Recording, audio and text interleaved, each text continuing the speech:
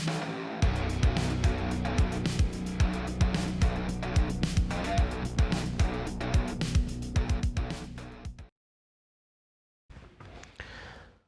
আলাইকুম প্রিয় দর্শক, স্বাগত জানাচ্ছি আপনাদের সবাইকে আইএন টিভির পর্দায় আইএন টিভির স্পেশাল আয়োজনে আইন এক্সক্লুসিভ দেখার জন্য। এই অনুষ্ঠানটি আমরা করে থাকি স্পেশাল নিড যখন থাকে আমাদের কমিউনিটির, আমাদের সবার, সেজন্য আমরা আজকে একটু ভিন্ন অঙ্গিকে একটি অনুষ্ঠান আয়োজন করেছি আপনাদের জন্য, আমাদের তরুণ প্রজন্মের কথাগুলো শোনার জন্য, যে তরুণ প্রজন্ম বাংলাদেশকে নিয়ে কী ভাবছে এবং বাংলাদেশকে নিয়ে আমরা কিভাবে সামনের দিকে আমাদের ইয়াং জেনারেশনকে নিয়ে এগিয়ে যেতে পারি এবং পলিটিক্স বলুন, রাজনীতিতে কীভাবে ইনভলভ হতে পারি।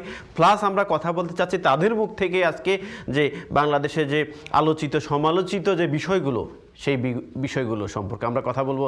নির্বাচন কমিশনের বর্তমান অবস্থা, আমরা কথা বলবো ভাস্কর্য নিয়ে, আমরা কথা বলবো ভিশন 21 নিয়ে, এবং কথা বলবো আপনাদের সাথে যে কিভাবে আমাদের একটি সাবলীল বাংলাদেশ তৈরি করার জন্য, কিভাবে এই কোভিড-19 মোকাবেলা করার জন্য, কিভাবে একটি উন্নয়নের বাংলাদেশ তৈরি করার জন্য আমাদের তরুণ প্রজন্ম কাজ করতে পারে একত্রিত হয়ে। আমি আমন্ত্রণ জানাচ্ছি স্কাইপিতে আমাদের দুজন ভালো স্পিকার, যাদের বলবো যে যাদের কথা আপনারা শুনেন সবসময়। একজন হচ্ছেন যাকে সবাই চিনেন, তিনি হচ্ছেন সাবেক বিপি ডাকসুর জনাব নুরুল হক নূর। নূর, আমাকে শুনতে পাচ্ছেন? জি, আপনাকে শুনতে পাচ্ছি। ধন্যবাদ। আমি আরেকজন স্পিকারকে আমন্ত্রণ জানাচ্ছি স্কাইপিতে, যিনি গণজাগরণ মঞ্চের একজন স্পিকার ছিলেন এবং যিনি মানুষের জন্য কথা বলে থাকেন, একজন আইনজীবীও বটে। তিনি হচ্ছে ব্যারিস্টার নিজুম মজুমদার। ব্যারিস্টার নিজুম মজুমদার, শুনতে পাচ্ছেন আমাকে? আমি শুনতে পাচ্ছি, বাট আপনাকে দেখতে আচ্ছা, আমাকে দেখতেও পারবেন একটু পরেই। এবং আমরা কথা বলবো যে আজকের আমাদের তরুণ সমাজের করণীয়টা কি আমাদের বর্তমান পলিটিক্স, বর্তমান অবস্থায়। আমি প্রথমে যাচ্ছি বিপি নূর, আপনার কাছে ছোট্ট একটি প্রশ্নটি হচ্ছে যে রাজনীতির কি অবস্থা, বর্তমান বাংলাদেশের রাজনীতির কি অবস্থা? রাজনীতি বলতে তো আসলে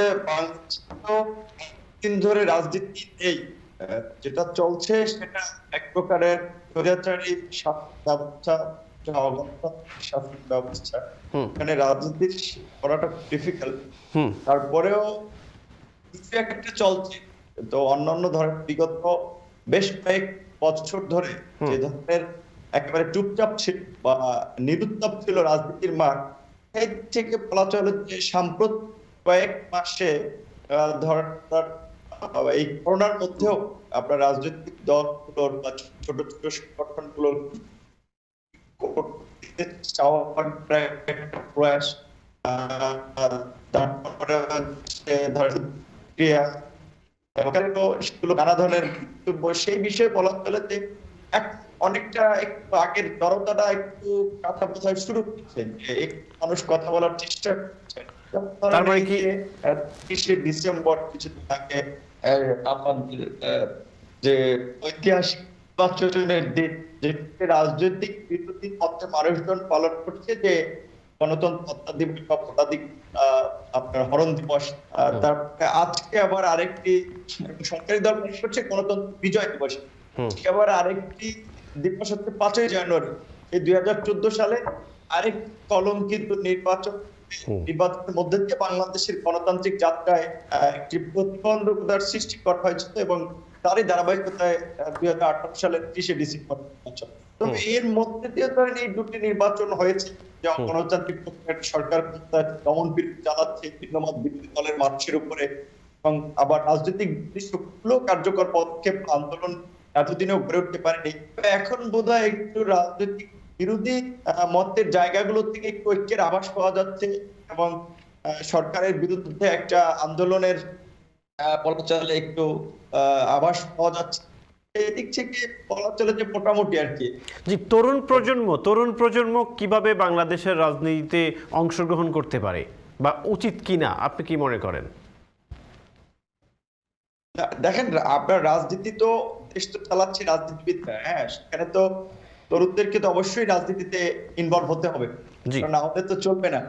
আর যদি বিশেষ করে মেধাবী তরুণরা, সাহসী শিক্ষিত তরুণরা রাজনীতিতে যুক্ত না হয়, তাহলে তো মাস্তান, গুন্ডা, মাদকাসক্ত এরাই হচ্ছে রাজনীতিতে জায়গা করে নেবে।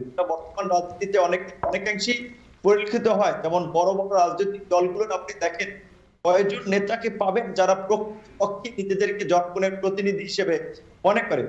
আর যে জনগণের প্রতিনিধি হিসেবে মনে করবে সেখানে জনগণের ভোট তো আর লাগতেছে না এখন তাদের জনপ্রতিনিধি হওয়ার জন্য, সেটা একটা ফ্যাক্টর। তারপরেও ধরেন হচ্ছে ছাত্রদের, বিশেষ করে মেধাবী ছাত্রদের রাজনীতিতে একটা আসার একটা জায়গা ছিল। একসময় বিশ্ববিদ্যালয় কলেজ ছাত্র সংসদ নির্বাচন হতো, তার মধ্যে দিয়ে ছাত্ররা নিজেদের নেতৃত্ব বিকাশের একটা সুযোগ পেত, সেটিও বন্ধ হয়ে গেছে। কিন্তু তারপরেও আমরা যদি তরুণরা না এগিয়ে আসে তাহলে তো এই রাজনীতি পরিবর্তন হবে না এবং চিন্তা ভাবনার বিকাশ হবে না। আজকে আপনি লন্ডন থেকে প্রোগ্রাম পরিচালনা করছেন, আমরা বাংলাদেশ থেকে স্কাইপে যুক্ত হচ্ছি। এই সমস্ত টেকনোলজির অ্যাডভান্সমেন্টের যুগে এবং এই যে করোনার পরবর্তী বিশ্ব কেমন হবে, আপনি কি বিভিন্নর, আমি ব্যারিস্টার নিজম মজুমদার কাছে যাবো, তার আগে আমি একটা জাস্ট এক কথায় অ্যান্সারটা যাচ্ছে। আপনি কি বোঝাতে চাচ্ছেন যে বর্তমান যে প্রধান তিনটি রাজনৈতিক দল বাংলাদেশের, জাতীয়তাবাদী, বিএনপি এবং আওয়ামী লীগ, অর্থাৎ আমি বলছি ছাত্রদল, ছাত্রলীগ এবং ইসলামী ছাত্র শিবির, তিনটাই কি নৈতিকতা বলুন আর দেশপ্রেম বলুন আর রাজনীতির যে স্ট্র্যাটেজি বলুন সব কিছুর বাহিরে তিনটা রাজনৈতিক দলই? না না, আমি একেবারে ঢালাও ভাবে বলবো না, তবে এই দলগুলোর অধঃপতন হয়েছে, ছাত্র সংগঠনগুলোর অধঃপতন হয়েছে চরম মাত্রায়, যে কারণে আমরা মনে করি যে এখন অন্তত নতুন কিছু দরকার। যেমন আমি আপনাকে বলে রাখতে চাই যে আমাদের যে ছাত্র সংগঠন, যে ছাত্র অধিকার পরিষদ, আপনি দেখেছেন সেই ছাত্রদের জনপ্রিয় এবং যৌক্তিক দাবি সেই কুসংস্কার আন্দোলনের মধ্য দিয়ে উত্থান ঘটেছে। তারপরে ডাকসু নির্বাচন যখন হয়েছে, আমরা ডাকসু নির্বাচনে বিজয় লাভ করার মধ্যে দিয়ে আরো ছাত্রদের জন্য কাজ করা শুরু করলাম এবং তারপরে আপনার সেই ডাকসু নির্বাচনের পর থেকেই আমরা ছাত্রদের পাশাপাশি জনগণের ইস্যু যেগুলো, যেমন গুম খুন ধর্ষণের মতো কিংবা মানুষের ভোটাধিকার, এইসব ইস্যুতে আমরা চেষ্টা করেছি আমরা প্রজন্ম বা ছাত্র নেতা হিসেবে সোচ্চার ভূমিকা পালন করার। কারণ ছাত্রদের কাজ তো শুধুমাত্র শিক্ষা প্রতিষ্ঠানের প্রতি সীমাবদ্ধ নয়, এই জায়গা থেকে আমরা চেষ্টা করছি। আর আপনি যাদের কথা বলছেন, ছাত্রলীগ, ছাত্রদল বা ইসলামী ছাত্র শিবির, ছাত্র শিবির তো দৃশ্যমান রাজনীতি এখন আসলে ওই অর্থে নাই, তারা দৃশ্যমান কোনো কার্যক্রম করতে পারছে না।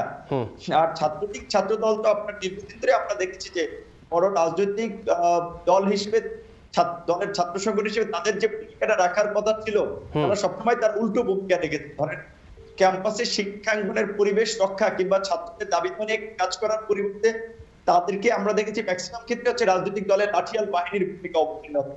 এই কারণে আপনার যখন যে দল ক্ষমতায় থাকে সেই দলের নেতারাই হচ্ছে ক্যাম্পাসে গুন্ডামি, মাস্তানি, টেন্ডারবাজি, চাঁদাবাজি, হল দখল, এই সমস্ত কাজগুলোতে যুক্ত হয়ে থাকে। তারপরে এটা আবার ঢালাও ভাবে বললে ঠিক হবে না যে ছাত্র দলের সবাই সমস্ত কাজ। এটা একটা ইম্পর্টেন্ট বিষয় বিপিনুর সাহেব, আমি একটা ইম্পর্টেন্ট বিষয়, আমি এই বিষয়ে অবশ্যই আপনার সাথে কথা বলবো যে আসলে শুধু কি যারা নেতৃত্বে আছে, অর্থাৎ সেটা বিএনপি বলুন, আওয়ামী লীগ বলুন, জামাতি ইসলামী বলুন, যারা নেতৃত্বে আছে তাদের ছাত্র সংগঠনই কি এই সকল খারাপ কাজে জড়িত, নাকি ঢালাওভাবে সকল অর্গানাইজেশনের ছাত্ররাই বা ছাত্র নেতারাই টেন্ডার বলুন, ড্রাগ বলুন, আদার্স অপকর্মগুলোর সাথে জড়িত? এই বিষয়টা আমি জানতে চাইবো। তার আগে আমি একটু ব্যারিস্টার নিজম মজুমদার আপনাকে স্বাগত জানাচ্ছি আমাদের আজকের অনুষ্ঠানে। স্পেশালি আমরা তরুণ প্রজন্মকে নিয়ে কথা বলতে চাই বাংলাদেশের উন্নয়নের জন্য। যে বিষয়টি আপনার কাছে আমাদের প্রশ্ন, আপনার কাছে আমার প্রশ্ন, উনি বলছেন যে অবশ্যই তরুণ প্রজন্ম রাজনীতিতে আসা উচিত, কিন্তু উনি স্পেসিফিক ছাত্র নেতাদের উনি আবার ঢালাওভাবে সবার কথা বলেন নাই। বলছেন যে তারা মানে তার যেই পথে যাওয়ার কথা সেই পথে নাকি অন্য পথে যাচ্ছে, টেন্ডারবাজি বলুন, চাঁদাবাজি বলুন, ড্রাগ বলুন, এ ধরনের কর্মকাণ্ডে লিপ্ত। এই বিষয়ে আপনার মন্তব্য কি? আমি যে এই বিষয়ে খুব দ্বিমত পোষণ করবো ফারুক ভাই, সেটাও না। খুবই সত্যি কথা যে আমাদের ছাত্র নেতাদের যেভাবে আমরা তাদের দেখতে চাই, বা আমরা একটা ছাত্র নেতাকে আমাদের যারা পলিটিক্যাল আইডল আমরা যারা আমাদের আদর্শ বলি যারা আছেন, তাদের পলিটিক্যাল হিস্ট্রির সাথে যদি আমি এখন ব্যালেন্স করবার আমি বলার চেষ্টা করি যে এক্স্যাক্টলি আমি এইরকম একটা স্ট্যান্ডার্ড মেনটেন করতে চাই। আমি যদি সেই স্ট্যান্ডার্ড নেই তাহলে ডেফিনেটলি এখানে হতাশ হওয়ার যথেষ্ট কারণ খুব সম্ভবত।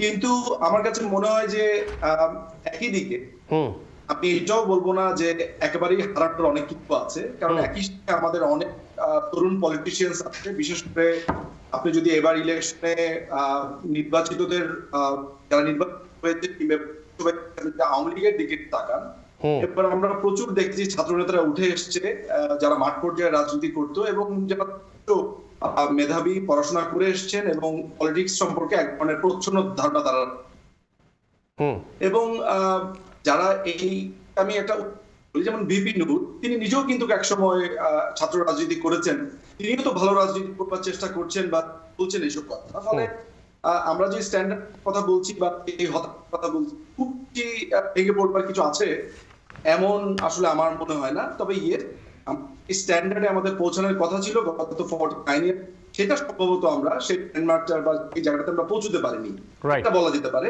তো এই যে পৌঁছাতে পারি না ব্যারিস্টার নিজুম, আমি এই বিষয়ে একটু এই যে পৌঁছাতে পারি না, আপনার দেখুন ছাত্র অধিকারের যে আপনার বিপি নূররা বা উনারা রাশেদরা তারা যে কাজ করছে তাদের বিরুদ্ধে কিন্তু আমরা কখনো এলিগেশন পাই নাই যে তারা চাঁদাবাজি করেছে, তারা টেন্ডারবাজি করেছে, তারা ড্রাগ নিয়েছে, তারা অমুক খারাপ কাজ করেছে। তাহলে হোয়াই আদার্স দুটো বড় সংগঠনের বিরুদ্ধে এটি আসে? এটা আসলে সত্যি যে আমি একমত হব না, কারণ কিছুদিন আপনি জানেন যে ছাত্র অধিকার পরিষদ বলেন বা যুব বলেন, তাদের কয়েকজন নেতার বিরুদ্ধে কিন্তু একটা অভিযোগে জড়িত, সেটা বলছে যে ছাত্র অধিকার পরিষদ আমাদের নেতা না বা তারা বিচ্ছিন্ন ভাবে বা যাই হোক না কেন, সামগ্রিকভাবে আমরা এটাও জানি যে এই নেতাগুলো আপনার এই আন্দোলনের সাথে জড়িত ছিল এবং আমরা তাদেরকে এই পুরো সমগ্র ছাত্র অধিকার পরিষদের নেতা হিসেবেই কিন্তু আমরা জানি। ফলে আপনি যেটা বলছেন যে তাদের বিরুদ্ধে কোনো অভিযোগ পাইনি, এটা আমি পুরোপুরি মেনে নিব না, কারণ যেটা পত্রপত্রিকা দেখে এই অভিযোগ এসছে, নাম্বার 1।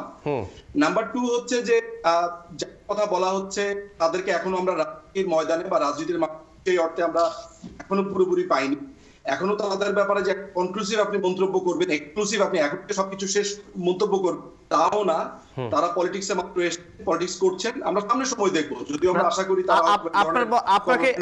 আপনি বলছেন যে তাদেরকে মাঠে পাচ্ছেন না ব্যারিস্টার নিজুম, তাদেরকে আমি তো দেখি যে সোশ্যাল মিডিয়া বলুন আর ইলেকট্রনিক্স মিডিয়া বলুন, খুললেই দেখি বিপিনুর হয় প্রেস ক্লাবের সামনে অথবা যে কোনো এক জায়গায় মানুষের জন্য কথা বলছেন, তাহলে এটা কি মাঠ না? দেখেন আমি আপনাকে একটা কথা বলি, আপনি যদি পুরো ব্যাপারটাকে রাজনীতি যদি আপনি এভাবে দেখতে চান, উনি ফেসবুকে বলছেন, উনি আপনার শহীদ মিনারের সামনে বলছেন, এরকম আমাদের শত শত ছেলেরা আছে বিভিন্ন অধিকার নিয়ে তারা বিভিন্ন দাঁড়িয়েছে, এবং আমি তো গতকালকে দেখলাম সাধারণ অচেনা ছেলেপেলেরা দাঁড়িয়ে গেছে অধিকার সম্পর্কে বলতে, বিভিন্ন অধিকারের ব্যাপারে বলতে। আমি আপনাকে যেটা বোঝাচ্ছি সেটা হচ্ছে যে প্রশ্নটা আমার কাছে যেটা ছিল যে ছাত্র অধিকার পরিষদ নেতাদের বিরুদ্ধে কোনো অভিযোগ আছে কিনা, নাম্বার হচ্ছে যে ইয়েস, অভিযোগ আমরা সাম্প্রতিক সময় পেয়েছি, এবং ছাত্র অধিকার পরিষদ এই ব্যাপারে কোনো স্ট্যান্ড নিয়েছে কিনা সেটাও কিন্তু আমরা জানি না। নাম্বার 2 হচ্ছে যে তাদের ব্যাপারে যে অভিযোগ আসবে, তারা তো রাজনীতিতে সেই অর্থে খুব বেশি যে করছে তাও না, খুব সাম্প্রতিক সময় তারা পলিটিক্যালি তারা বলছে যে তারা, যেমন আমরা শুনতে পেয়েছি যে জোনায়েদ সাকি, রাষ্ট্রচিত এদের সাথে একত্রিত হয়ে এখন মেইনস্ট্রিম পলিটিক্স তারা করবে, মাত্র তো এলো, আমার মনে হয় না ওদের ব্যাপারে কোনো কনক্লুসিভ সিদ্ধান্ত দেওয়ার মতো এমন কিছু তারা করে ফেলেছে যে তাদের ব্যাপারে একটা সিদ্ধান্তে আমরা এখনই পৌঁছব। আমার মনে হয় ইট ইজ ভেরি, না আমি বুঝতে পারছি আপনার কথা, কিন্তু আপনি যে কথাটি বলছেন, যেমন গত 1 তারিখে ছিল ছাত্র দলের প্রতিষ্ঠা বার্ষিকী, ঠিক আছে, আর 4 তারিখে ছিল ছাত্রলীগের প্রতিষ্ঠা বার্ষিকী। আপনি একটি রাজনৈতিক দলের বলবো যে আপনি হয়ে কথা বলেন, কিন্তু আপনি ওপেন কোনো পোস্ট নেই, পদবি নেই।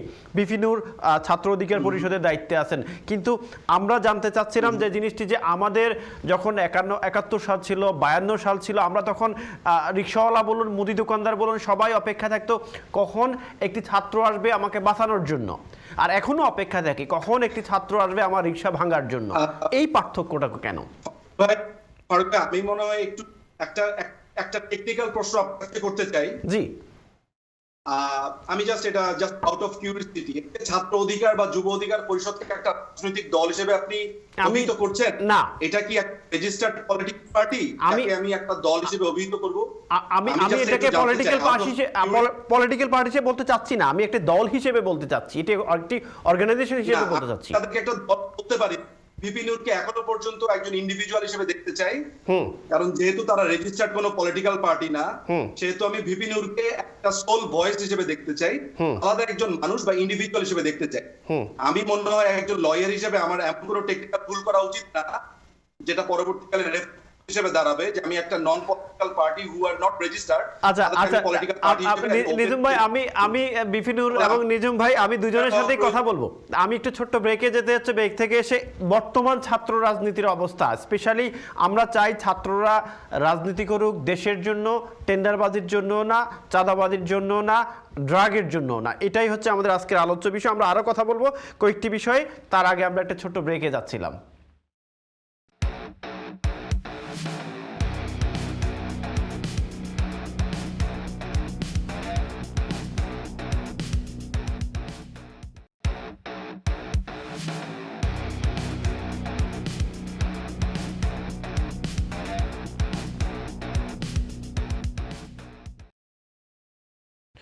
আরেকবার ধন্যবাদ। প্রিয় দর্শক, কথা বলছিলাম আমরা এই প্রজন্মের তরুণ দুজন রাজনীতিবিদের সাথে, বলুন আর পলিটিশিয়ান বলুন, স্পিকার বলুন, দুজন, একজন হচ্ছে ব্যারিস্টার নিজম মজুমদার এবং সাবেক বিপি ডাকসুর নুরুল হক নূর।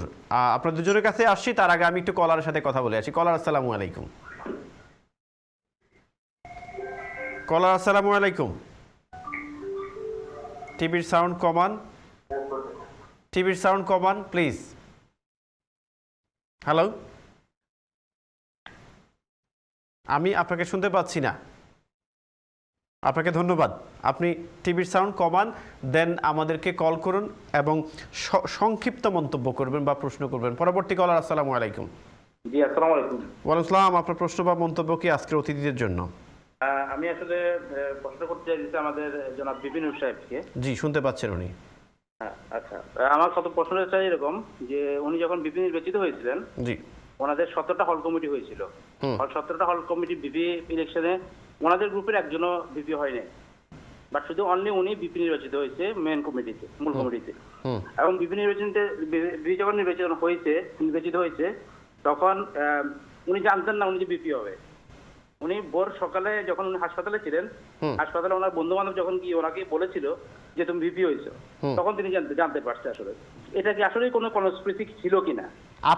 আপনার কি মনে হয় কি এটা কি আসলে কি কনস্পিরেসি ছিল কিনা, আপনি কি মনে করেন? যেটা আপনি প্রশ্ন, আমি যতটুকু ক্ষুদ্র জ্ঞানে মনে করি যে অলরেডি সবগুলা কেন্দ্রে, সবগুলা আপনার হল কমিটিতে শেখ হাসিনা আমি সরাসরি বলবো যে ছাত্রলীগ তাদের জোরপূর্বক তারা কমিটিগুলো নিয়ে নিয়েছে এবং ওখানে মূল বিপি পদেও শোভন নির্বাচিত হয়েছিল। কিন্তু বাট এটা হয়তো আমি জানি না এটা দেশের পরিস্থিতি কি আসলে কি চেঞ্জ করার জন্য পরবর্তী কি প্রাইম মিনিস্টারের হস্তক্ষেপে কি উনি কি বিপি হয়েছে কিনা আমি জানি না। এটা আপনার ধারণা, তাই না? এটা আমার ধারণা। Thank you. বাট এটা আসলে এটা হয়তো আমাদের জনগণের ধারণা এরকম হইতে পারে। ধন্যবাদ। এটা আপনার ধারণা। এই বিষয়ে আমি বিপিনুরকেই প্রশ্ন করব যে আসলে 17টা হল কমিটিতে আপনারা নেই, একটাতে কেন? আপনি দেখতে থাকুন। থ্যাংক ইউ আপনাকে। দর্শক যারা কল করবেন অবশ্যই সংক্ষেপে কথা বলবেন, সংক্ষেপে প্রশ্ন করবেন, তাহলে আপনাদের সাথে অবশ্যই কথা বলবো আর টিভি সাউন্ড কমাবেন। বিপিনুর, সাবেক বিপি, শুনতে পাচ্ছেন আপনি আমাকে? নুরুল হক নূর, শুনতে পাচ্ছেন? জি, শুনতে পাচ্ছি। একদম সরাসরি প্রশ্নে চলে যাই, যে কলার প্রশ্ন আগে যাই। কলার যে প্রশ্নটি করেছেন, 17টি হলে আপনাদের কোনো কেউই নির্বাচিত হয়নি। ওনার প্রশ্ন আমি শুনতে পেয়েছি। জি, ওনার প্রশ্ন আমি শুনতে পেয়েছি। আর ওনার প্রশ্নটা থাকাটা অস্বাভাবিক নয়। যে কারণ হচ্ছে দেশে যেখানে জাতীয় নির্বাচন সেই 5 জানুয়ারির এবং 30 ডিসেম্বরের দুটো নির্বাচন হয়েছে, জনগণ ভোট দিতে পারে নাই এবং জনগণ ভোট কেন্দ্রেও অনেকে যেতে পারছে না, সেখানে ঢাকা বিশ্ববিদ্যালয়ের মতো জায়গায় দীর্ঘ 28 বছর পরে ডাকসু নির্বাচন হয়েছে এবং সেই ডাকসু নির্বাচনের আপনার হল প্রশাসন, বিশ্ববিদ্যালয়ের আপনার প্রভোস্ট, নারী প্রভোস্ট আমরা দেখেছি যে বঙ্গমাতা ফজিলাতুন্নেসা মুজিবুলের প্রভোস্ট, তার বিরুদ্ধে আপনার ব্যবস্থা নেওয়া হয়েছিল, শাস্তিমূলক ব্যবস্থা। তাকে সহযোগী অধ্যাপক থেকে সহকারী অধ্যাপক পদে পদোন্নতি করা হয়েছে। তো ডাকসু নির্বাচনে যে অনিয়ম ছিল সেটা শুরু থেকেই ছাত্রলীগ বাদে সমস্ত ছাত্র সংগঠনই অভিযোগ করে আসছিল, বারবার করে আসছিল। এবং এটা আমাদের কাছে অবশ্যই একটা রহস্যের বিষয় যে ঢাকা বিশ্ববিদ্যালয়ের মতো একটা প্রতিষ্ঠানের ছাত্র সংসদের ভোট, যে ভোট বেলা 2টায় শেষ হয়ে গিয়েছে এবং যে ফলাফল 5টার দিকে দেওয়ার কথা, সেই ফলাফল কেন ভোর রাত্র 4টার দিকে দেওয়া হলো? সেখানে উনি যে কথাটি বলেছিলেন যে আপনার সমস্ত হলগুলোতে ছাত্রলীগের ছেলেরা, মেয়েরা, এখানে তার উদ্দেশ্যে আমি একটা কথা বলতে চাই, মেয়েদের হলগুলোতে বেশিরভাগই হচ্ছে আপনার স্বতন্ত্র প্যানেলের মেয়েরা দিচ্ছে, সেটা সুফিয়া কামাল হল, আপনার শামসুন নাহার হল, কিংবা আপনার যে কুয়েত মৈত্রী হল, বঙ্গবন্ধু ফজিলাতুন্নেসা মুফতি হল, রোকেয়া হল বলেন, যেখানে বেশিরভাগই হচ্ছে স্বতন্ত্র প্যানেলের মেয়েরা দিচ্ছে। ছাত্রলীগ মেয়েদের হলগুলোর মধ্যে একমাত্র রোকেয়া হলের পিটিজিএস পদে জয়লাভ করছে, সেটিও জয়লাভ করেনি। ওখানে আমরা নির্বাচনের দিনই আপনার অভিযোগ করেছিলাম, ওখানে ব্যালট বাক্স ভোটা নিয়ে যে এবং ছাত্রলীগের মেয়েরা যে ভোট দিচ্ছিল এগুলি নিয়ে অভিযোগ করেছিলাম। তো সেক্ষেত্রে ছেলেদের হলেও যদি প্রকৃত ফলাফলটি ঘোষণা করা হতো, চিত্রটা এরকম হতো। কিন্তু আমাদের ধারণা যে আসলে বিশ্ববিদ্যালয় প্রশাসনিক সহযোগিতায় সরকারি দলের পৃষ্ঠপোষকতা এবং সরকারি দলের গোয়েন্দা সংস্থা এখানে কাজ করেছে, কারণ এখন দেশ রাজনীতিবিদরা চালায়, দেশ চালাচ্ছে গোয়েন্দা সংস্থা, এবং গোয়েন্দা সংস্থায় সমস্ত কর্ম পরিকল্পনাগুলো বলেন, রাজনীতিবিদদের সাইজ করা বলেন, কিংবা কাউকে গ্রেপ্তার করা, এই সমস্ত নানা বিষয় করেছে গোয়েন্দা সংস্থার তৎপরতা। এই ফলাফলটিকে আমরা যেটা মনে করি প্রভাবিত করা হয়েছে। প্রকৃত ফলাফল ঘোষণা করো, তাহলে মেয়েদের হলগুলোর মতো ছেলেদের হল স্বতন্ত্রভাবে জয়লাভ করতো অনেক প্রার্থীরা। এবং আমি মনে হয় এই জিনিসটা আমরা ক্লিয়ার। আচ্ছা, অন্যান্য ছাত্র সংগঠন থেকে জয়লাভ। জি, আমরা এই জিনিসটা ক্লিয়ার।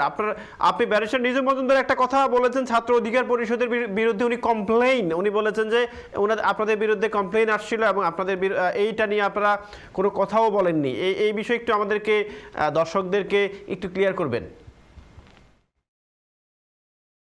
আমি হচ্ছে নিজুমদার কথা স্পষ্ট শুনি নাই, অনেক ইকো হচ্ছিল, এই কারণে আমি জানি। তো আপনি যে কথাটি বলছেন এটা আমি একটু শুনছিলাম, এবং আপনি এই কথাটি, হ্যাঁ, উনি যেটি বলেছেন আমি তার সাথে সম্মান রেখেই বলছি যে দেখেন, বাংলাদেশের রাজনীতিতে নোংরামি হয়। আপনি দেখেছেন যে আওয়ামী লীগ বিএনপি ক্ষমতায় থাকা অবস্থায় আওয়ামী লীগের নেতাদের বিরুদ্ধে প্লেট চুরির মামলা হয়েছে, এবং বর্তমান আজকে আওয়ামী লীগ ক্ষমতায় বিএনপির মহাসচিবের নামে ময়লার গাড়ি পোড়ানোর মামলা, জাফরুল্লাহ চৌধুরীর মতো একজন সম্মানিত ব্যক্তির বিরুদ্ধে মাছ চুরির মামলা হয়।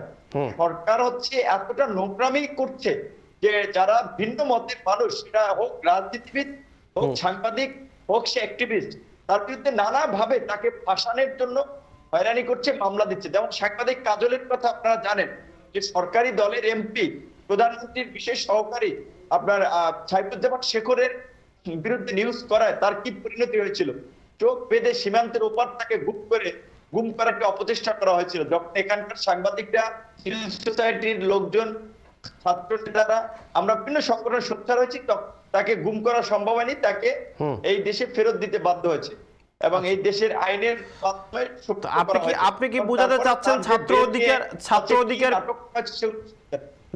অধিকার বিরুদ্ধে অধিকার যে সংগঠন, সেই সংগঠনের বিরুদ্ধে যে কমপ্লেনের কথা আসলো, সেই কমপ্লেনটা কি সরকার কর্তৃক আপনি মনে করেন উদ্দেশ্যমূলকভাবে আসছে?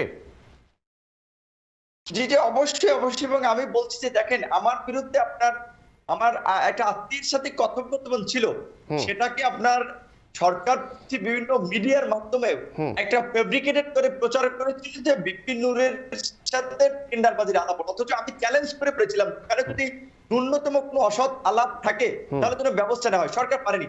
আমার বিরুদ্ধে যে ডাকসু নির্বাচনে আমি নির্বাচনে ভিপি হয়েছি, সেই নির্বাচনে আমি নাকি শিক্ষককে লাঞ্ছিত করেছি, ব্যালট বাক্স ছিনতাই করেছি, এইরকম অভিযোগ আমার বিরুদ্ধে মামলা হয়েছে।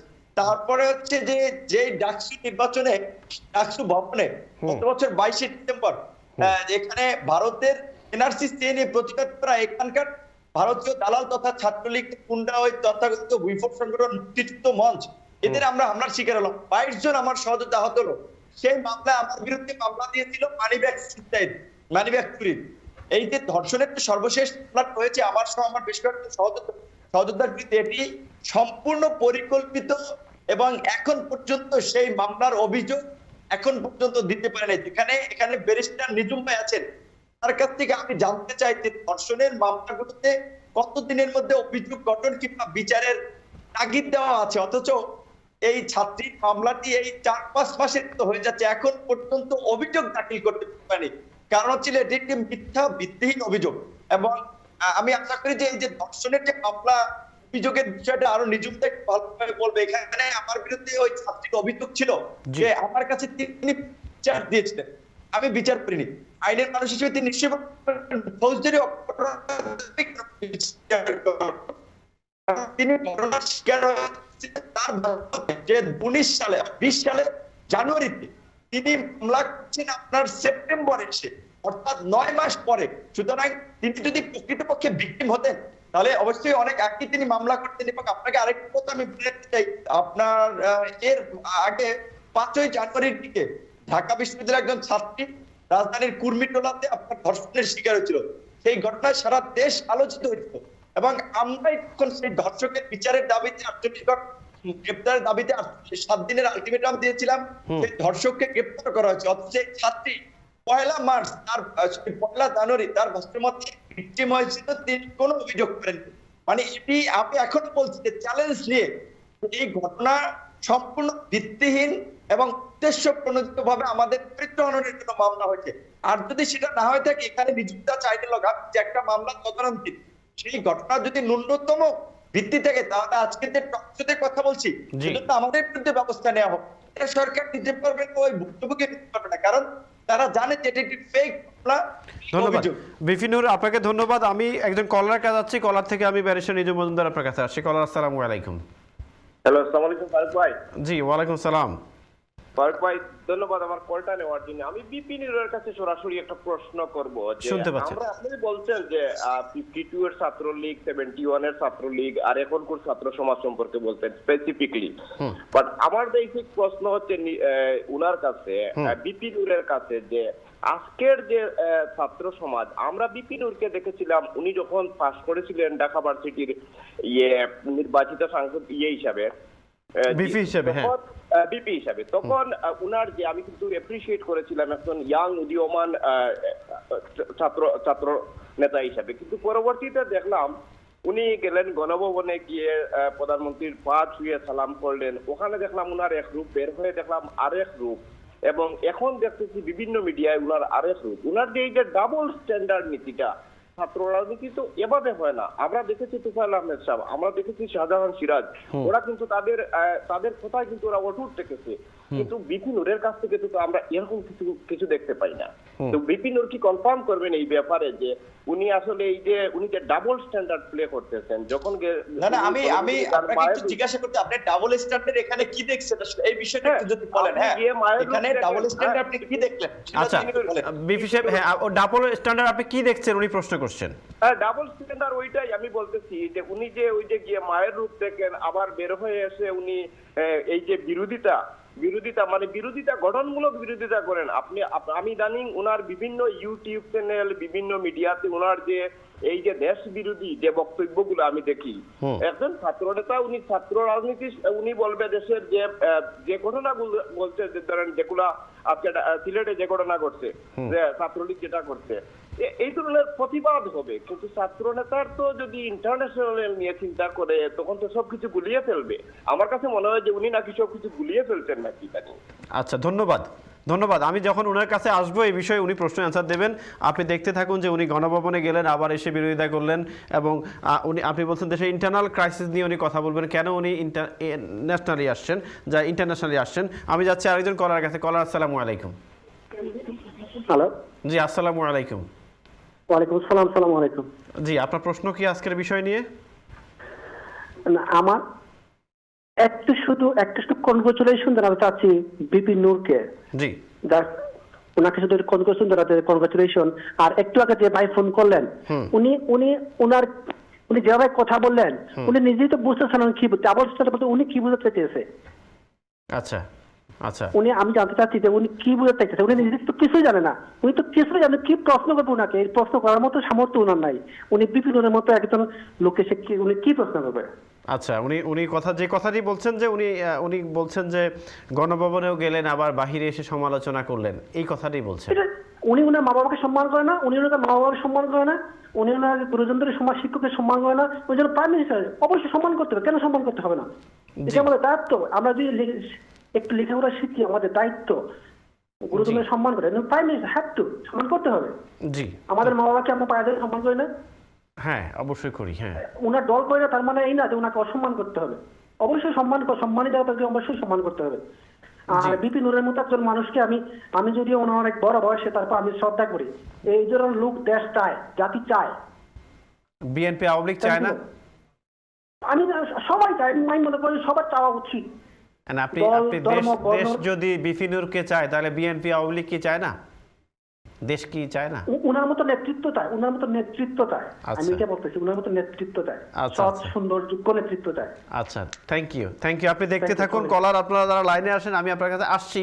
তার আগে আমি একটু ব্যারিস্টার নিজুম মজুমদার আপনার কাছে জানতে চাচ্ছিলাম স্পেসিফিক কিছু বিষয় নিয়ে, যে আপনি ছাত্র অধিকার পরিষদের কমপ্লেনের কথা বলেছেন, উনি এক্সপ্লেন করেছেন। এখন একটি কথা একজন আইনজীবী হিসেবে প্রশ্ন, যে একটি মেয়ে উনার বিরুদ্ধে রেপ কেসের অভিযোগ লঞ্চ করেছেন এবং আপনি কর্মীটার কথা উনি এক্সাম্পল দিয়েছেন, এবং আমরাও এটাতে অনেক একটু বিব্রতকর অবস্থায় পড়েছি যে বিপি নূর কি এই কাজটি করতে পারে। এই যে একটা কনফিউশন সারা বিশ্বে বাংলাদেশিদের মধ্যে, বাংলা ভাষাভাষীদের মধ্যে তৈরি হয়েছে।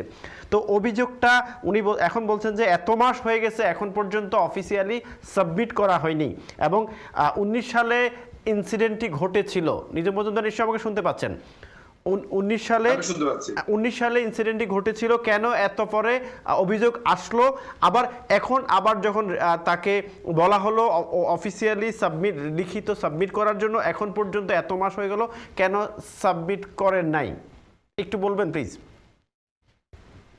আচ্ছা, তার আগে আমি একটা কথা বলে নিই, আমার নিজের কথাই আমি ইকো শুনতে পাচ্ছি, আর ভিতর কি বলছেন আপনারই ঠিক মতো শুনতে, ফলে আপনার কাছে যা শুনছি সেটাই আমার। আচ্ছা, আপনারা দুজনকে মনে হয় ক্লিয়ার শুনতে পাচ্ছেন না, কিন্তু দর্শক শুনতে পাচ্ছে আপনাদেরকে। আচ্ছা, আমি এমনি যখন অফলাইনে ভিপিনুরের সাথে কথা বলছি তখন সেটা আমি ক্লিয়ারলি শুনতে পাচ্ছি, বাট স্টুডিও কেমন? আচ্ছা, থ্যাংক ইউ। হ্যাঁ, আচ্ছা, আমি এখন আমার জবাবগুলো দিচ্ছি।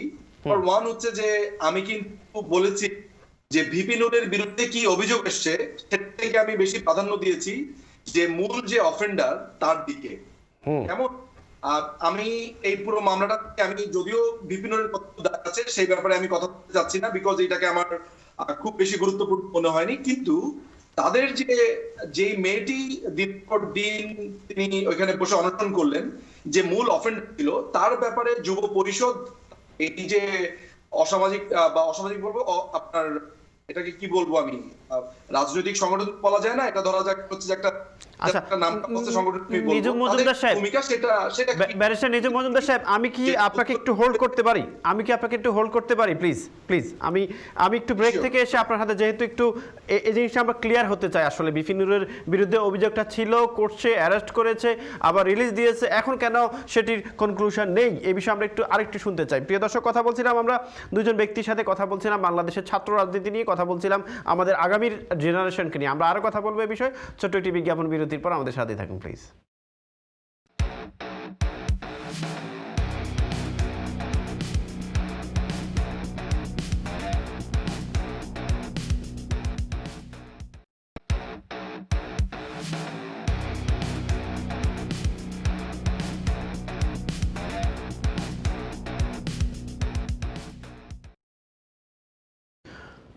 আরেকবার স্বাগত জানাচ্ছি। প্রিয় দর্শক, কথা বলছিলাম আমরা ব্যারিস্টার নিজম মজুমদার এবং সাবেক বিপি ডাকসুর নুরুল হক নূরের সাথে, কথা বলছিলাম ছাত্র রাজনীতি সম্পর্কে, কথা বলছিলাম বাংলাদেশের বর্তমান অবস্থা সম্পর্কে। ব্যারিস্টার নিজম মজুমদার শুনতে পাচ্ছেন আমাকে? নিজম মজুমদার, আপনাকে মিউট করা মনে হয় সাউন্ড। না, আমি আমার মিউট করা না, আমি আপনাকে শুনতে পাচ্ছি ক্লিয়ারলি। এখন আমিও শুনতে পাচ্ছি। জাস্ট আমি যে জিনিসটা জানতে চাচ্ছিলাম যে নূরের যে কথাগুলো ছিল, তার বিরুদ্ধে যে অভিযোগ, সেই বিষয়ে আপনি একটু ক্লিয়ার করবেন যে এখন পর্যন্ত কেন 19 সালের মামলা 20 সালে উজ্জীবিত হলো, কেন এখন পর্যন্ত? জি ফারুক ভাই, আমার মনে হয় এই প্রশ্নটার উত্তর দেওয়ার আগে আপনি আমাকে কি প্রশ্নটি শুরুতে করেছিলেন আমি কি বলেছিলাম সেটা একটু মিলানো দরকার। জি জি, আপনি আমাকে বলেছিলেন যে ছাত্রলীগের ছেলেপেলেদের সম্পর্কে অনেক অভিযোগ আছে, তাহলে এই যে নূরদের যে দলটা তারা নট অনলি ছাত্রলীগ, আমি ছাত্রলীগ বলি নাই, আমি বলছি বাংলাদেশের প্রধান 3টি রাজনৈতিক দলের। ঠিক আছে, হ্যাঁ, আই অ্যাপোলোজাইজ। ঠিক আছে, আপনি কোনো সুনির্দিষ্ট নাম না বলে বলেছেন যে পলিটিক্স যারা করে, ছাত্র রাজনীতি করে, তাদের নামে তো অভিযোগ আছে। এখন আমি পাল্টা আপনাকে যেটা বলেছিলাম, দুটো কথা বলেছিলাম। এক নাম্বার যেটা বলেছি সেটা হচ্ছে যে ভিপি নুররা যেই পলিটিক্যাল পার্টি করতে চাচ্ছে, which is not registered yet, কিন্তু তারা যে পলিটিক্যাল পার্টিটা করতে চাচ্ছে সেটা মাত্র নতুন, এখনো পর্যন্ত তারা সেই অর্থে ছড়ায়নি, কিন্তু তোফার যতটুকু রাজনীতি করেছে তার মধ্যে যে অভিযোগগুলো এসছে সেটার কথা আমি আপনাকে বলছি, নাম্বার 1। নাম্বার 2 হচ্ছে যে যদি আপনার কথাটা আমাকে বোর্ডে নিতে হয় যে ওনার 2019 সালের মামলা কেন 2020 সালেই কেন এখনো রিজলভ হয়নি, তাহলে তো আমি একই যুক্তিতে আপনাকে বলতে পারি যে ছাত্রলীগ বা অন্যান্য পলিটিক্যাল পার্টি ছেলেদের বিরুদ্ধে যে অনেক মামলা আছে সেগুলোরও তো অনেক রিজলভ হয়নি। না, রিজলভ শব্দটা না, বলছেন কেন? ব্যারিস্টার নিজাম রিজলভ না, অর্থাৎ রিজলভ না, আমি রিজলভ না, রিজলভ অর্থাৎ আমি আপনার প্রশ্ন বুঝেছি, আমি জাস্ট বলছি যে যদি রিজলভ না হলেই কাউকে অপরাধী না বলা যায়, তাহলে আমরা ছাত্রলীগের অপরাধীকে অপরাধী বলছি কেন? সেই একই যুক্তি তো আমরা বলতে পারি না। নাম্বার 1। আপনি মনে হয় বিপিনুরের কথা বুঝেননি। বিপিনুর বলছেন যে 19 সালে তাকে বলছে যে তার বিরুদ্ধে অভিযোগ করা হয়েছে যে 19 সালে তাকে রেফের কথা আসছে, সেই অভিযোগটা সাথে সাথে না করে কেন 20 সালে করলো? ভাই জি ফারুক ভাই, আমি একটু এখানে ক্লিয়ার করছি না, আমি বলছিলাম যে হচ্ছে এই ছাত্রীর অভিযোগ যে 1 জানুয়ারিতে তিনি আপনার যে 1 জানুয়ারি থেকে 3 জানুয়ারি এরকম সময় ধর্ষণের শিকার হয়েছেন। আমি বলছি যে তিনি মামলা করেছেন সেপ্টেম্বরে, তার আগে কোথাও অভিযোগ দেয়নি। তিনি ঢাকা বিশ্ববিদ্যালয়ের ছাত্রী, ঢাকা বিশ্ববিদ্যালয়ের প্রক্টর কিংবা প্রশাসনের কাছে একটা অভিযোগ দিতে পারতো, দেয়নি, থানায় অভিযোগ করেনি 9 মাস।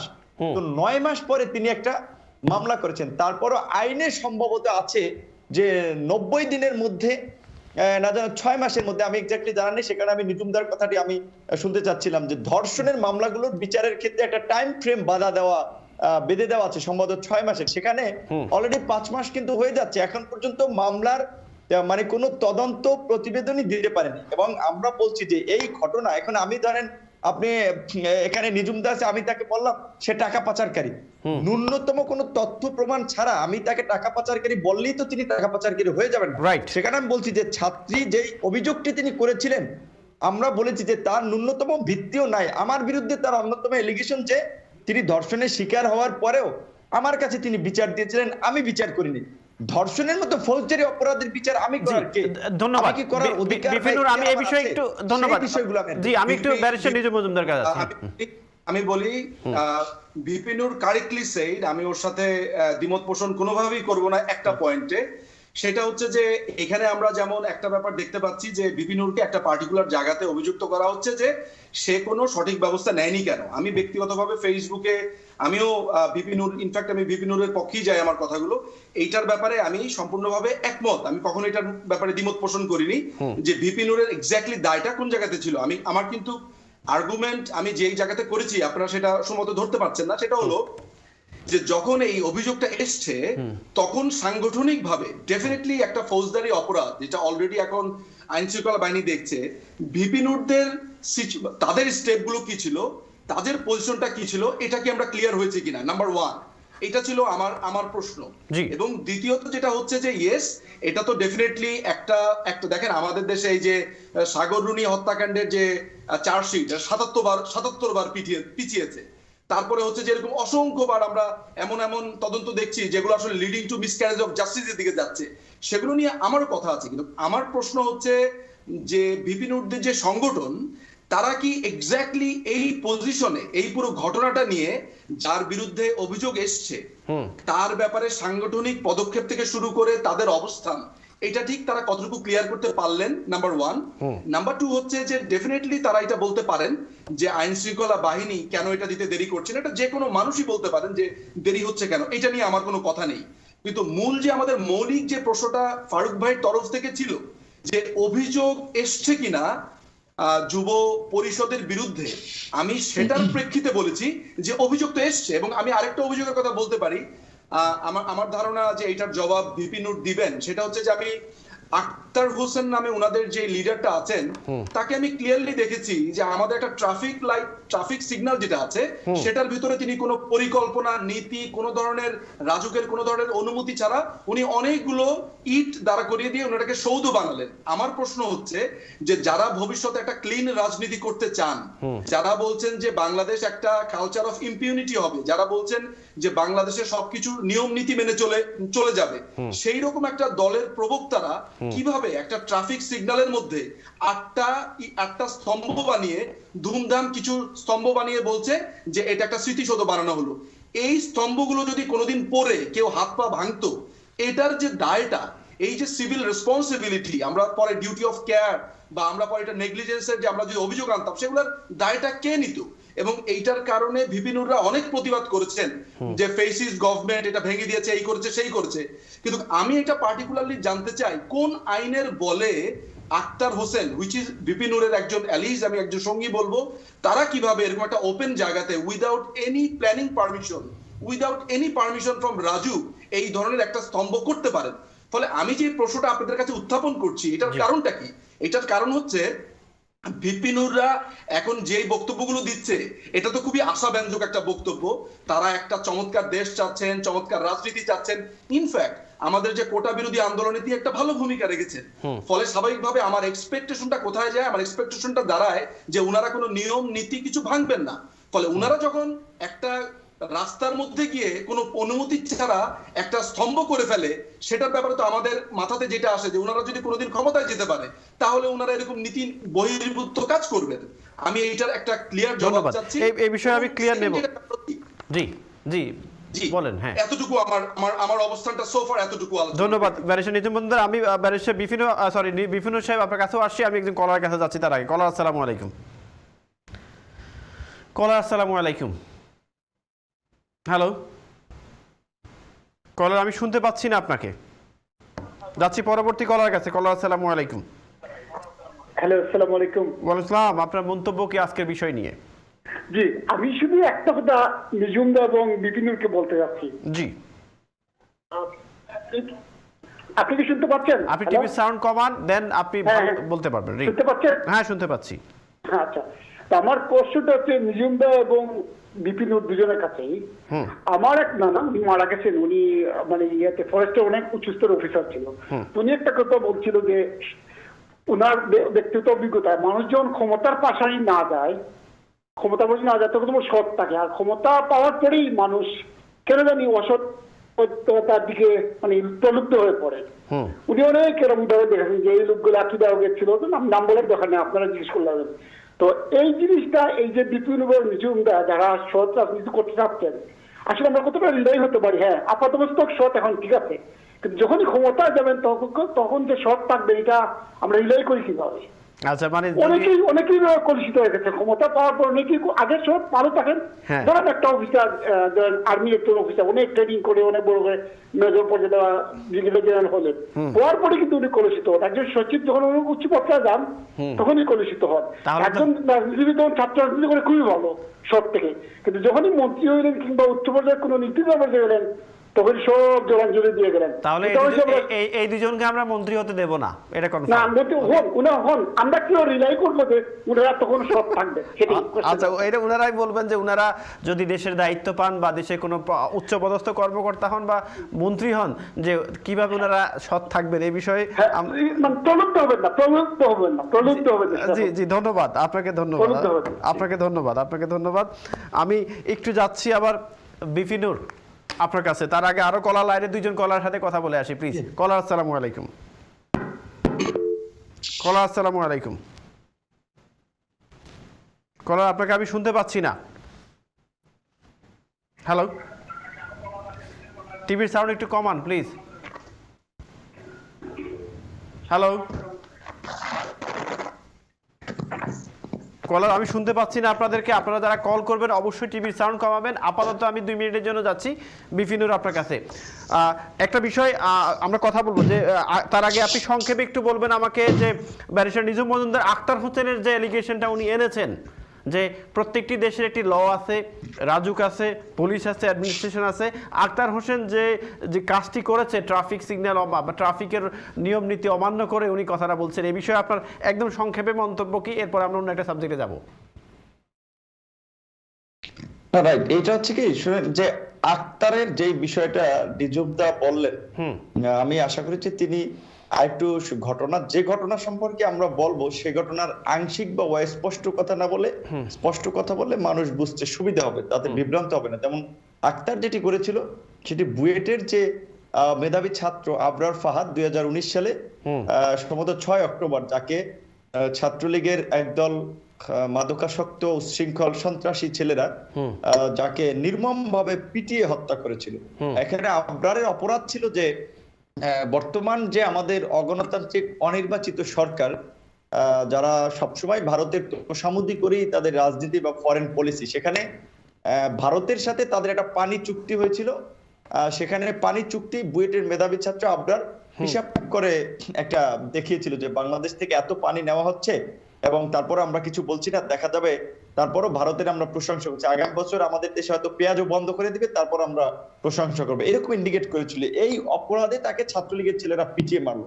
তখন আমরা এটা নিয়ে প্রতিবাদ করলাম এবং বুয়েটের মতো জায়গার বিশ্ববিদ্যালয় প্রশাসন সেই ঘটনার সিসিটিভির ফুটেজও আপনার প্রথমে শিক্ষার্থীদেরকে দেখাতে অস্বীকৃতি করেছিল, কারণ তারাও ছাত্রলীগের এই হত্যাকারীদের পক্ষে অবস্থান নিয়েছিল। তারপর ছাত্র আন্দোলনের মধ্যে দিয়ে সেই ঘটনার একটা রূপে গিয়েছে এবং অভিযুক্তদেরকে গ্রেপ্তার করা হয়েছে, বিচারিক প্রক্রিয়া আছে। সেখানে আমরা ভেবেছিলাম যে আপনার এই বুয়েটেই হচ্ছে এর আগে বিএনপি ক্ষমতায় থাকা অবস্থায় ছাত্র দলের 2 গ্রুপের গোলাগুলিতে বুয়েটের ছাত্র সনি হত্যার শিকার হয়েছিল। ঢাকা বিশ্ববিদ্যালয়ে 2011 সালের দিকে ছাত্রলীগের 2 গ্রুপের সংঘর্ষে ঢাকা বিশ্ববিদ্যালয়ের মেধাবী ছাত্র আবু বক্কর আপনার হত্যা হয়েছিল ছাত্রলীগের হাতে। পুরান ঢাকার দর্জি বিশ্বজিৎ বিএনপির কর্মসূচি ছিল, ছাত্রলীগের ছেলেদের হাতে নির্মমভাবে নিহত হয়েছে। জাহাঙ্গীরনগর বিশ্ববিদ্যালয়ের ছাত্র জুবায়ের হচ্ছে বুয়েটের ছাত্রলীগের ছেলেদের হাতে নির্মমভাবে নিহত হয়েছিল। ঢাকা মেডিকেল কলেজের মেধাবী ছাত্র রাজীব 2009 সালে সম্ভবত 2011 সালে ছেলেদের হাতে খুন হয়েছিল। জি, আপনার আক্তার হোসেনের কথাটা একটু ক্লিয়ার করেন। আমি বলছি আমি বলছি শিক্ষা প্রতিষ্ঠানগুলোতে এই যে ছাত্র সংগঠনগুলোর যে আপনার যেটা বলে যে সহিংস হয়ে ওঠা, আগ্রাসী আচরণ এবং তার সহকর্মী সহপাঠী ভিন্ন মতের ছাত্রদের উপরে যে অত্যাচার, নির্যাতন, মাস্তানি, গুন্ডামি এবং খুন খারাপি, এটা শিক্ষা প্রতিষ্ঠানগুলোতে অহরহ চলছে এবং সব আমলেই চলছে। সে কারণে আমরা এই আবরারের স্মৃতিটাকে ধরে রাখার জন্য, যে আবরার প্রথমত হচ্ছে আগ্রাসনের বিরুদ্ধে একটা প্রতীক, যে ভারতীয় আগ্রাসনের বিরুদ্ধে সমালোচনা করার ফলে তিনি শহীদ হয়েছেন। দ্বিতীয়ত শিক্ষা প্রতিষ্ঠানে ছাত্রলীগের মাস্তানি গুন্ডামির শিকার আবরার।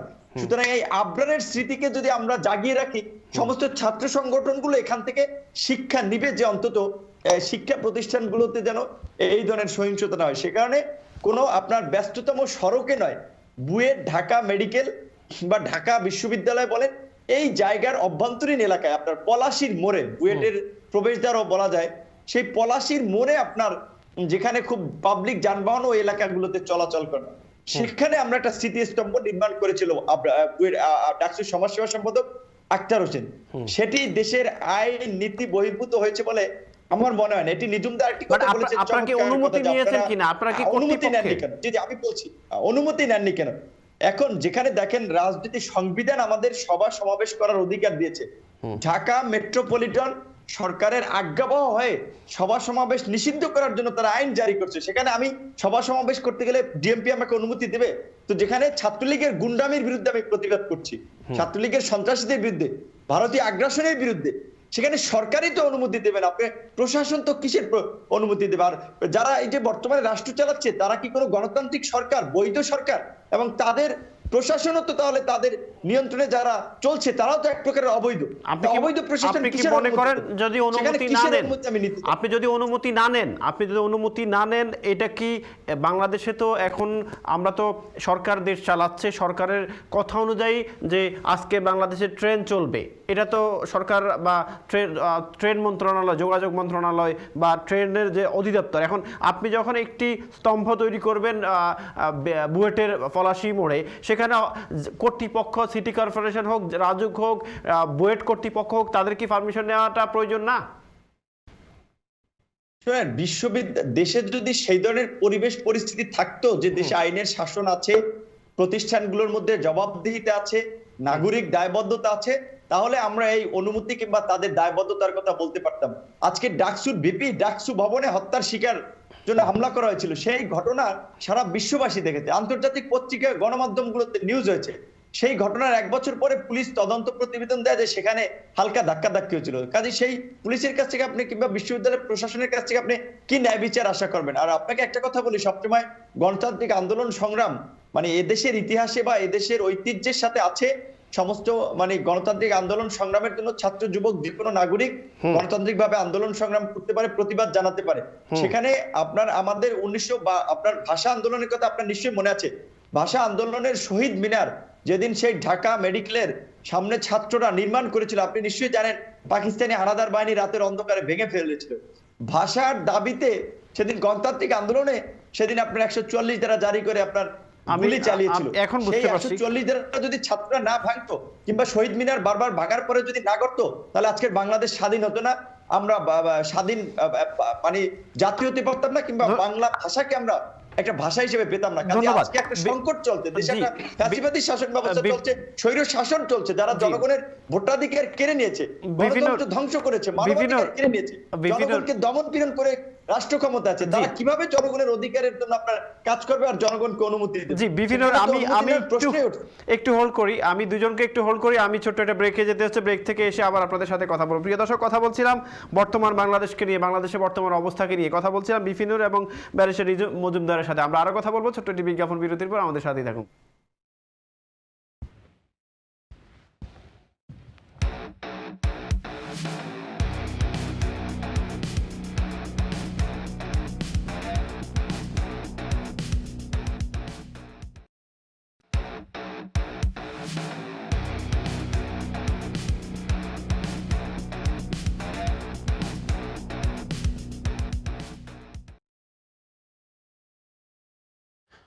আরেকবার স্বাগত জানাচ্ছি আপনাদেরকে। কথা বলছিলাম বাংলাদেশের বর্তমান অবস্থা নিয়ে, কথা বলছিলাম আমরা ডাকসু সাবেক বিপি এবং ব্যারিস্টার নিজুম মজুমদারের সাথে। কথা বলছিলাম যে বর্তমান ছাত্র রাজনীতি এবং ছাত্রদের করণীয় কি, বা স্টুডেন্ট পলিটিশিয়ান যারা স্টুডেন্ট পলিটিক্সের সাথে জড়িত তাদের করণীয় কি।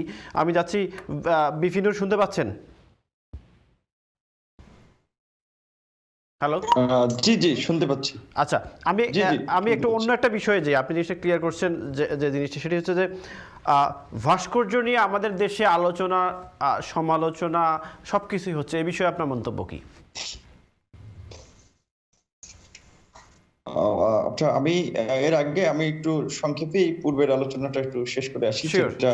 আর এর আগে একজন দর্শক ফোন করেছিল, তিনি বলেছিলেন যে ধরেন আমরা গণভবনে গেলাম ডাকসু নির্বাচনের পরে, আবার এসে এক কথা বললাম, আবার এখন ইন্টারন্যাশনাল পলিটিক্স নিয়ে কথা বলছে। আসলে যিনি প্রশ্ন করেছেন, প্রথমত তিনি কি বোঝাতে চেয়েছেন সেটি আমাদের কাছে মানে বোধগম্য নয়, আর তার কথায় হয়তো আসলে ঠিকভাবে তিনি উপস্থাপন করতে পারেন। কিন্তু আমি একটা জিনিস বলতে চাই যে দেখেন, এবং আরেকজন দর্শক বা প্রশ্ন করে কথা বলেছিলেন যে দেখা যায় আমাদের অনেক মানুষ হচ্ছে খুব ভালো কথা বলে, ভালো কাজ করে, বাট ক্ষমতায় গেলে হচ্ছে তারা অসৎে পরিণত হয় বা অসৎ কাজ করে, দুর্নীতি করে। এটা যথার্থ কথা যে দেখেন আমরা স্বাভাবিকভাবেই আমাদের যে রাজনৈতিক দীর্ঘ আমরা যে কাজকর্মগুলো দেখেছি সেগুলো অনুযায়ী আমরা মন্তব্য করি।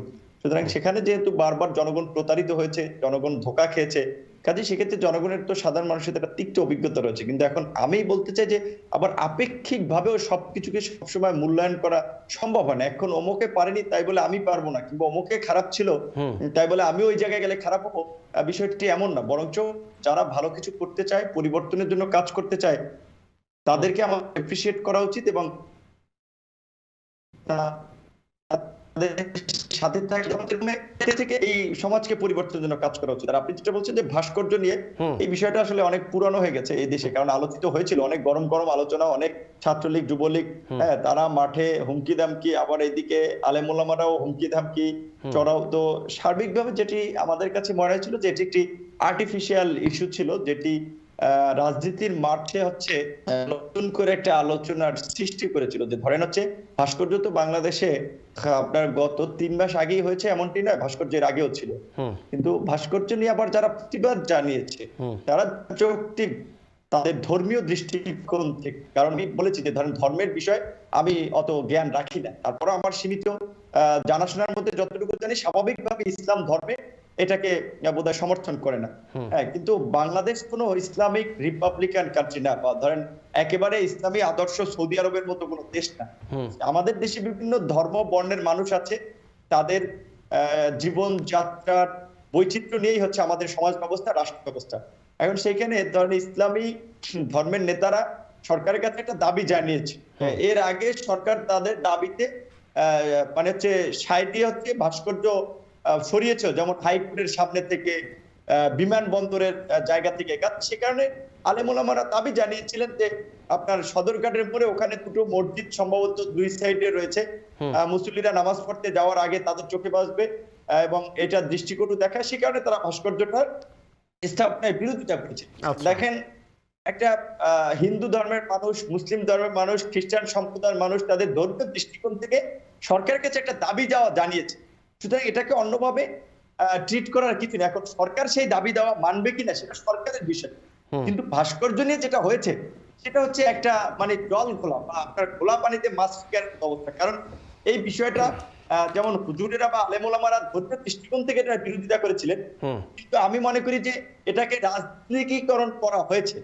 বিশেষ করে ধরেন ক্ষমতাসীন দল অনেকদিন ধরেই রাজনৈতিক মাঠে ওইভাবে কর্মসূচি নিয়েছিল না, কিন্তু ভাস্কর্যকে নিয়ে তারা ছাত্রলীগ, যুবলীগ, স্বেচ্ছাসেবক লীগ, আওয়ামী লীগ, বুদ্ধিজীবী লীগ সব একেবারে মাঠে নামিয়ে দিচ্ছে। এমনকি বাংলাদেশের ইতিহাসে এটি বোধহয় আরেকটি বিরল দৃষ্টান্ত যে বিচারপতিরা পর্যন্ত আপনার এই বিষয়ে মন্তব্য করেছেন যে বঙ্গবন্ধুর ভাস্কর্য নিয়ে। এখন দেখেন, বঙ্গবন্ধু এই বাংলাদেশের অবিসংবাদিত নেতা, স্বাধীনতার মহাপুরুষ, এটা নিয়ে আমাদের কোনো বিতর্ক নেই, তার প্রতি আমাদের কিন্তু মাত্র অসম্মানের জায়গা নেই, পুরোটাই সম্মান এবং ভালোবাসার জায়গা। কিন্তু বঙ্গবন্ধুর ভাস্কর্য নিয়ে যে রাজনীতিকরণ করা হলো এবং প্রশাসন, আপনার সচিবরা দেখলাম যে বক্তব্য দিচ্ছে পুলিশের পক্ষ থেকে, মানে সবাই রাজনীতিবিদদের মতো বক্তব্য দিচ্ছে। এর মধ্যে দিয়ে একটা বিষয় স্পষ্ট হয়েছে যে সরকার যে একটা দীর্ঘদিন ধরে সবকিছু নিয়ন্ত্রণে রেখে চুপচাপ ঘুম পাড়িয়ে রেখেছিল, সেটির একটি বিস্ফোরণ করতে যাচ্ছিল বা শুরু হয়েছিল। সে কারণে সরকারও ভাস্কর্য ইস্যুকে কাজে লাগিয়ে হচ্ছে রাজনীতির মাঠটাকে চাঙ্গা করার চেষ্টা করছে। ধন্যবাদ বিপিনুর, সুযোগ দিতে চেষ্টা করেছে। আমার কাছে এটাই মনে হয়, আর কিছু আসলে। জি ধন্যবাদ বিপিনুর। আমি একটু ব্যারিস্টার নিজম মজুমদার আপনার কাছে যাচ্ছি। কলার আপাতত আপনাদের সাথে আর কথা বলছি না, কলার প্লিজ নিজম মজুমদার। ফারুক ভাই, আমার এখানে একটু ইকো হচ্ছে, আপনি কি আরেকবার একটু দেখবেন? আগে চমৎকার ছিল, আপনার কথা আমি শুনতে পাচ্ছি। আমি আবার রিকোয়েস্ট করবো টেকনিক্যাল টিমকে দেখার জন্য অবশ্যই। জি, আমি কয়েকটা কথা বলতে চাই, তার ওটা থামাতে হবে। জি জি, ইকোটা মনে হয় ইকো ঠিক আছে এখন, আমি তো শুনতে পাচ্ছি। আপনি কি এখন শুনতে পাচ্ছেন? আচ্ছা, আমি আমার কথাটা বলার পর আমার শুনতে পাচ্ছি, ফলে আমাদের কথাই আমি ভালো করে না। ঠিক আছে, আমি ওনারা ট্রাই করছেন। থ্যাংক ইউ, আপনি বলেন। হ্যাঁ, আচ্ছা, এখানে ভিপি নূর এটা খুবই আশ্চর্যজনক একটা ব্যাপার। এটা হচ্ছে যে অনুমতি প্রয়োজন নেই এবং বলছেন অনুমতি কার কাছ থেকে নেবে। যদি ওনারা যদি মনে করেন যে এটা একটা অনির্বাচিত সরকার, অবৈধ সরকার, তাহলে তো ব্যাপারটা এমন দাঁড়ায় যে কালকে যদি ওনারা গণভবন আক্রমণ করেন, তাহলে ওনারা এটা করে বলবেন যে আমরা গণতন্ত্র পুনরুদ্ধারের জন্য আক্রমণ করছি। মানে এই যুক্তিতে তো তাই দাঁড়ায়। তাহলে আমি এটা জানতে চাই, তারা তাহলে গণভবন আক্রমণ করার মতো পরিস্থিতি তৈরি করতে পারেন কিনা, যেটাকে ভ্যালিডিটি দিতে চান। কারণ হচ্ছে যে এটা তো একটা অ্যাবসার্ড কথা, একটা স্বাধীন দেশে উনার আবরার ফাহাদের নামে একটা স্মৃতি করবে, পারফেক্টলি ফাইন। সেটার ওনারা কোনো অনুমতি নেওয়ার প্রয়োজন বোধ করেন না এবং ওনাদের কাজকে জায়েজ করার জন্য ওনারা একটা অবৈধ সরকার ট্যাগ দিচ্ছেন। এটা তো আমার কাছে মনে হয় যে যারা আজকে প্রক্রিয়া শুনছেন তারা এটা বিচার করবেন। আমার কাছে এটা লিগ্যাল কোনো ভিত্তি নাই। আচ্ছা, দ্বিতীয় ব্যাপার হচ্ছে যে ভিপিন অনেকবার বললেন যে আওয়ামী লীগের কে কাকে খুন করে, আবু বকরের কথা বললেন, বললেন, তমুকের কথা বললেন। আমি একটু ওনাকে একটু ইতিহাসের কাঠগড়াতে পার করাতে চাই। সেটা হচ্ছে যে 1992 সালের 4 সেপ্টেম্বর তারিখে ইলিয়াস আলীর নেতৃত্বে সূর্যসন হলে খুন হন ভূগোল অবসর ছাত্র আশরাফুল আজম মামুন। একই দিনে আন্তর্জাতিক সম্পর্ক বিভাগের ছাত্র নাসিরুল্লাহ জুনায়েদ সন্ত্রাসের গুলিতে আহত হয়। তার একই দিনে মাহমুদকে হত্যা করা হয় বঙ্গবন্ধু হলের পার্শ্ববর্তী রাস্তায়। 13 এপ্রিল থেকে 30 এপ্রিল মে পর্যন্ত ঢাকা ইউনিভার্সিটি ক্যাম্পাসে ছাত্রদলের গোলাগুলি খুনে তটস্থ ছিল পুরো ঢাকা ইউনিভার্সিটি ক্যাম্পাস। এইভাবে আমি আপনাকে যদি দেখাতে যাই, আমার কাছে এরকম প্রায় 50টা খুনের কাহিনী আছে যেটা ইউনিভার্সিটিতে ছাত্রদল করেছে। তাহলে ভিপি নূর আজ পর্যন্ত সেই খুনের জন্য, সেই অপরাধের জন্য একটা বাঁশের লাঠিও কি ঢাকা ইউনিভার্সিটিতে পুঁতেছিলেন স্মৃতি স্তম্ভ হিসেবে? সেটা হচ্ছে আমার প্রশ্ন। তাহলে কোথায় কোথায় উনি ছাত্রলীগের কথা বলছেন? উনি যখন ছাত্রলীগ করতেন আজকে থেকে বছর 2 আগে বা 3 আগে, তাহলে এই খুনের কথা, আবু বকরের কথা ওনার খেয়াল ছিল না? তখন আবু বকরের এই মৃত লাশের উপর দাঁড়িয়ে তিনি ছাত্রলীগ কিভাবে করতেন? এটা হচ্ছে আমার প্রশ্ন। দ্বিতীয় প্রশ্ন হচ্ছে উনি ছাত্র দলের এই খুনের কথা কেন বলেন না এবং কেন তিনি মনে করেন না ছাত্র দলের এই খুনের জন্য প্রত্যেকটা জায়গায় তাহলে স্মৃতিস্তম্ভ হওয়া উচিত? কেন আবরার ফাহাদ পার্টিকুলারলি সিগনিফিকেন্ট হয়ে উঠেছে ওই খুনগুলোর সাথে কম্পারেটিভ হিসাব করে? এটা হচ্ছে 1 নাম্বার। আরেকটা হচ্ছে উনি বলেছেন যে এই ভাস্কর্য ইস্যুটা দুটা কথা বলেছেন, দুটা খুবই কন্ট্রাডিক্টরি। একটা কথা বলেছেন যে ঘোলা পানিতে মাছ শিকার করা, এবং আরেকটা বলেছেন আড়লা পানিতে মাছ শিকার বলতে জি যে পরিস্থিতিকে ঘোলা করে সেখানে সুযোগ করে নাও। আবার একই দিকে বলছেন যে এটা একটা আর্টিফিশিয়াল প্রবলেম। যদি আর্টিফিশিয়াল প্রবলেম হয়ে থাকে তাহলে ধরে নিতে হবে মামুনুল হক এবং চরমোনাই পীর এটাকে ইচ্ছাকৃতভাবে সরকারের সাথে মিলে একটা প্রবলেম তৈরি করেছে। যদি সরকারের সাথে চরমোনাই পীর এবং মামুনুল হক মিলে প্রবলেমটা তৈরি করে তাহলে ঘোলা পানিতে কে মাছ শিকার করছে? মামুনুল হক এবং চরমোনাই পীরকেও কি তিনি প্রশ্নবিদ্ধ করছেন কিনা এটা আমি জানতে চাই। কারণ উনি তো বলছেন যে উনি তো তাদেরকে সবসময় এক ধরনের কি বলবো দায়িত্ব দিয়ে যান সবসময়। তাহলে দুটা কথা কন্ট্রাডিক্টরি আমার কাছে লাগছে। একটা হচ্ছে ঘোলা পানিতে মাছ শিকার, আরেকটা হচ্ছে আর্টিফিশিয়াল প্রবলেম, একটা আরেকটার সাথে কিন্তু কন্ট্রাডিক্টরি। ফলে তার বক্তব্যটা যেখানে আমার কাছে দ্বান্দ্বিক মনে হচ্ছে, আমার মনে হয় এটার জবাব তিনি দিবেন। প্রশ্ন তিনি বলেছেন যেটা আমার কাছে খুবই সারপ্রাইজিং ফর মি। উনি বলছেন যে বিচারপতিরা কথা বলেছেন, প্রশাসনও কথা বলেছেন, পুলিশ কথা বলেছেন। বঙ্গবন্ধুর প্রশ্নে কথা বলতে হলে কি কে বিচারপতি কে পুলিশ এটা আমাকে এখন বলতে হবে? বঙ্গবন্ধুর অধিকার নিয়ে কথা বলার জন্য, বঙ্গবন্ধুর মর্যাদা নিয়ে কথা বলার জন্য এই দেশের বিচারপতিরা কথা বলেছেন, তাদেরকে আমি প্রশ্নবিদ্ধ করব? আমি সচিবদেরকে প্রশ্নবিদ্ধ করব? যেই মানুষটি এই দেশে না জন্মালে এরা পাঞ্জাবিদের বুট পালিশ করতো, আজকে ভিপিনুর হতে পারতো না, আজকে নিজুম মজুমদার ব্যারিস্টার হতে পারতো না, আজকে ওই মুদি দোকানে কাজ করতাম নিজুম মজুমদার। আজকে যেই মানুষটার জন্য আজকে আমি নিজুম মজুমদার, আজকে ভিপিনুর, সেই মানুষটাকে কথা বলার জন্য সচিবরা কথা বললে কি প্রবলেম, আমাদের বিচারপতিরা কথা বললে কি প্রবলেম? আর ছাত্রলীগ যুবলীগ যদি তাদের দলের নেতার জন্য আপনার কোনো আন্দোলন করে তাতেই বা ভিপিনুর কেন প্রবলেম দেখছেন? এই যে ভিপিনুররা আমাদের কালচার অফ পলিটিক্সটা চেঞ্জ করতে চান, বারবার বলছেন এই পলিটিক্যাল কালচার ভালো না, এই পলিটিক্যাল কালচার ভালো না। আমি প্রশ্ন করতে চাই উনি এখন নতুন কি কালচারটা দেখাচ্ছেন? সেই ধন্যবাদ। অভিযোগ অভিযোগ অভিযোগ অভিযোগ এটা কি আসলে পলিটিক্যাল কালচার বলা যেতে পারে? জি ধন্যবাদ ব্যারিস্টার নিজুম মজুমদার।